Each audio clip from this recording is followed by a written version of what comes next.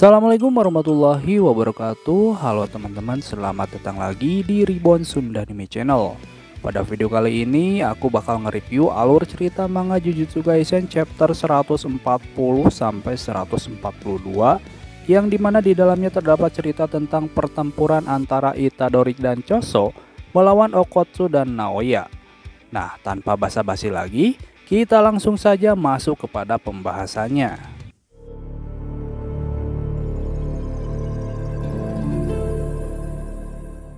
Di awal cerita manga, diperlihatkan pandangan mata baik Itadori, Choso maupun Naoya Zenin semuanya tertuju pada satu sosok yang baru saja muncul. Dia adalah Yuta Okotsu, penyihir SMA Jujutsu Grade 2 yang merupakan murid Gojo Satoru di masa lalu. Nah, ketika Okotsu turun dari atas dan kakinya menginjak sebuah pembatas jalan, tiba-tiba semua yang diinjaknya hancur begitu saja. Tak pelak, pemandangan itu seketika membuat badan Choso dan Itadori menggigil. Lalu sembari memegang pedangnya, Okotsu pun bertanya, "Siapa yang bernama Itadori Yuji?" Mendengar hal tersebut, Choso pun sudah menduga kalau orang ini adalah Algojo. Di sisi lain, Naoya berkata kepada Okotsu bahwa dia ada di pihaknya. Sembari memanggil nama, Naoya pun memperkenalkan dirinya dan juga memberitahu Okotsu kalau dia merupakan sepupu Maki yang diperintahkan untuk membunuh Itadori Yuji juga. Nah, di saat dua penyihir tersebut sedang berbincang, lalu Choso pun mengajak Yuji untuk kabur sekarang juga. Menurutnya, si rambut emas yakni Naoya adalah tipe kecepatan. Dia memakai semacam trik dengan teknik kutukannya. Bermain kejar-kejaran dengannya akan sangat merugikan. Jadi, Choso akan berusaha menahannya. Sementara bagi Yuji, Choso memintanya untuk lari dari si rambut hitam Okotsu. Choso bisa merasakan kalau dia tipe yang sama seperti Gojo Satoru. Menurutnya, Itadori akan mati jika mencoba melawannya. Di sisi lain, Naoya dan Okotsu membuat sebuah kesepakatan di mana Naoya tidak akan menghalangi tujuan Okotsu membunuh Itadori, dengan syarat Okotsu untuk sementara waktu merahasiakan kematian Itadori dari para atasan.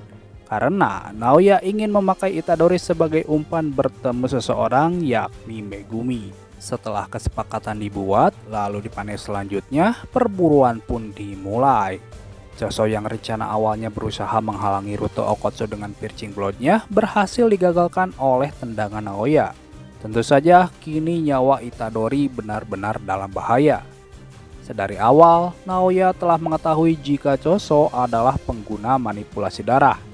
Dengan percaya diri, Naoya pun mengatakan selain piercing blood tak ada yang harus dirinya takutkan.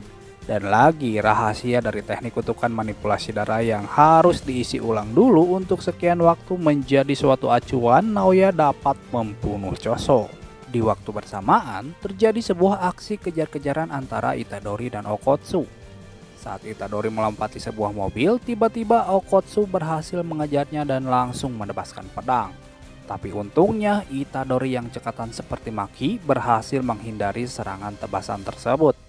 Lalu saat itu juga dia pun menghempaskan mobil tersebut ke arah Okotsu.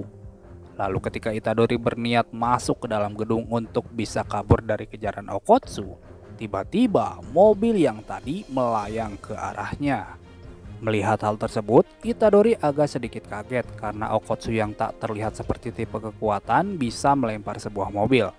Menurutnya walaupun Okotsu tak punya kekuatan, tapi jumlah energi kutukannya itu sangat besar sekali. Dia menutupi kurangnya kekuatan fisik dengan penguatan energi kutukan. Semua orang bisa melakukan ini, tapi dia di tingkat yang jauh berbeda. Kemudian Okotsu pun berkata bahwasanya jumlah energi kutukannya bahkan lebih dari Gojo Satoru. Namun Gojo Satoru memiliki Six Eyes, karena itu saat dia mengaktifkan teknik kutukannya, energi kutukan yang terbuang hampir nol. Dalam soal performa, Gojo Satoru adalah yang nomor satu. Walaupun dirinya juga bisa saja kehabisan energi kutukan. Lalu setelah mengatakan hal itu, Okotsu pun kembali mencoba menyerang Itadori. Kali ini dengan pergerakannya membuat Itadori sangat sulit memprediksi kemana arah serangannya. Sesuai perkataan Aoi Todo, semakin tinggi tingkat seorang saman maka semakin sulit juga untuk membaca aliran energi kutukan mereka. Alasannya karena itu berbeda darimu.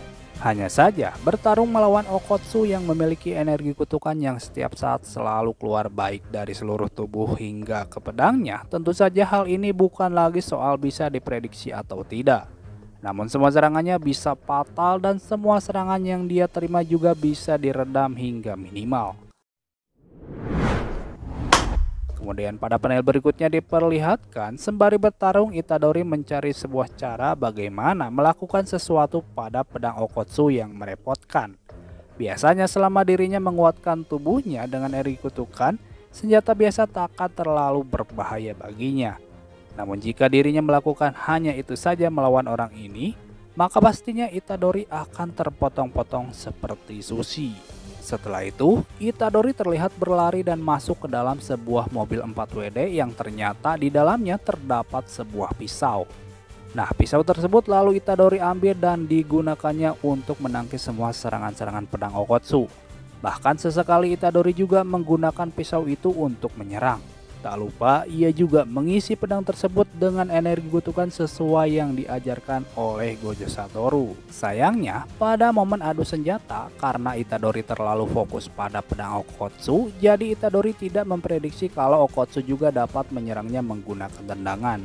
Dan lagi, karena pisau tersebut bukanlah senjata terkutuk, jadinya Okotsu dapat memotongnya dengan mudah sampai-sampai pedangnya juga merobek perut Itadori. Namun karena pedang Okotsu juga bukan senjata terkutuk, jadinya Itadori pun berhasil mematahkannya menggunakan kaki setelah sebelumnya pedang itu merobek anggota tubuh Itadori. Nah, setelah kedua pihak sama-sama tidak memiliki senjata, tadinya Itadori ingin mengajak sparring Okotsu hanya menggunakan tangan kosong. Akan tetapi hal itu gagal terlaksana dikarenakan Rika tiba-tiba muncul dan langsung mencengkeram erat tubuh Itadori sampai Itadori tidak bisa bergerak seperti patung. Dan tanpa banyak basa-basi lagi, Okotsu pun langsung menusuk bagian jantung Itadori menggunakan pedang buntungnya. Lalu di lokasi lain diperlihatkan Choso sangat kesulitan bertarung menghadapi Naoya yang memiliki teknik kutukan yang sama dengan bapaknya Naobito Zenin, yaitu dapat merubah orang menjadi sebuah frame ketika tangannya menyentuh orang tersebut. Dan setelah menjadi frame, Naoya langsung memukul perut Choso secara bertubi-tubi. Bahkan saking cepatnya serangan-serangan Naoya, membuat Choso hampir tidak bisa memakai manipulasi darah di luar tubuhnya. Naoya pun berkata, "Kau tangguh juga, sungguh sebenarnya apa kau ini?" Choso pun menjawab bahwasanya dia adalah seorang kakak tertua dari 10 bersaudara.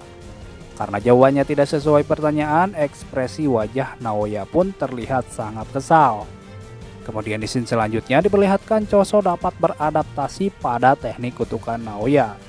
Dengan blowing red scale, Choso dapat memusatkan kekuatan pada otot ekstraokuler untuk meningkatkan penglihatan dinamis. Namun, Naoya bergerak cepat sebelum Choso sempat membalas serangannya. Dan dia juga berhasil menikam bagian rusuk Choso menggunakan senjata khusus. Sebenarnya, Naoya tidak ingin mengeluarkan benda tersebut karena dirasa sangat payah bagi seorang penyihir untuk membawa senjata khusus. Namun di pertarungan kali ini dia sadar kalau dirinya takkan bisa memenangkan pertarungan tanpa mengeluarkan senjata khusus. Naoya pun menceritakan jika kakak-kakaknya justru berjalan-jalan dengan memamerkan senjata tanpa tahu malu. Hal itu membuat Naoya membenci mereka. Dia berkata, apa artinya seorang kakak kalau dia lebih lemah dari adiknya? Harusnya mereka memenggal kepalanya sendiri dan mati saja. Mendengar hal tersebut, Choso yang sangat sayang kepada saudara-saudaranya ini berkata bahwa mungkin saja Naoya jadi dirinya yang sekarang berkat saudara-saudaranya. Singkat cerita, Choso pun lalu menggunakan genangan darahnya yang banyak untuk menyerang Naoya. Dikatakan bahwa Death Fighting dibuat dari campuran arwah kutukan dan manusia. Mereka memiliki ketangguhan fisik spesial yang bisa mengubah energi kutukan menjadi darah. Mereka takkan mati karena kehabisan darah kecuali mereka kehabisan energi kutukan. Dengan darah sebanyak itu, Choso mampu mengontrolnya agar dia bisa menjaga jarak dan bersembunyi dari pandangan mata Naoya. Untuk mengelabui Naoya, Choso sengaja berpura-pura mengarahkan serangan lamban dari balik ombak darah yang dikendalikan supaya Naoya berpikir jika dirinya sedang sekarat karena kehabisan darah. Nah, setelah Naoya lengah, tiba-tiba Choso muncul tepat di arah samping sembari mengeluarkan teknik Piercing Blood. Melihat hal tersebut, Naoya pun benar-benar panik karena tak menyangka kalau Choso bisa muncul dari arah samping. Meskipun begitu, Naoya berusaha agar tidak terkena darahnya sedikit pun. Akan tetapi, karena tiba-tiba Choso menendangnya, pada akhirnya Naoya pun terkena darah-darah tersebut. Setelah darahnya menyerap ke dalam kain lalu mengeras, tiba-tiba kaki Naoya terasa berat untuk digerakkan. Sementara tepat di depan matanya, Choso sudah bersiap untuk menyerang.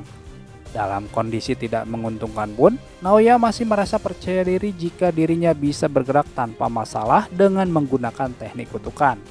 Akan tetapi saat dia coba, ternyata Naoya tidak bisa bergerak sesumbar mulut besarnya. Jadi pada akhirnya Choso lah yang memenangkan pertarungan ini dengan serangan akhir supernova. Lalu di panel akhir ketika Choso sudah berhasil mengalahkan Naoya, tiba-tiba tepat di arah belakangnya terlihat Okotsu datang sembari menggusur jasad Itadori. Lalu Okotsu pun kemudian memukul Choso dengan sebelah tangannya hingga Choso tak berdaya. Okotsu pun berkata, "Kau terlihat menyedihkan, Naoya-san." Oke teman-teman, demikianlah pembahasan manga Jujutsu Kaisen chapter 140 sampai 142. Terima kasih buat kalian yang sudah mampir dan menonton video ini sampai selesai. Dan akhir kata, wassalamualaikum warahmatullahi wabarakatuh.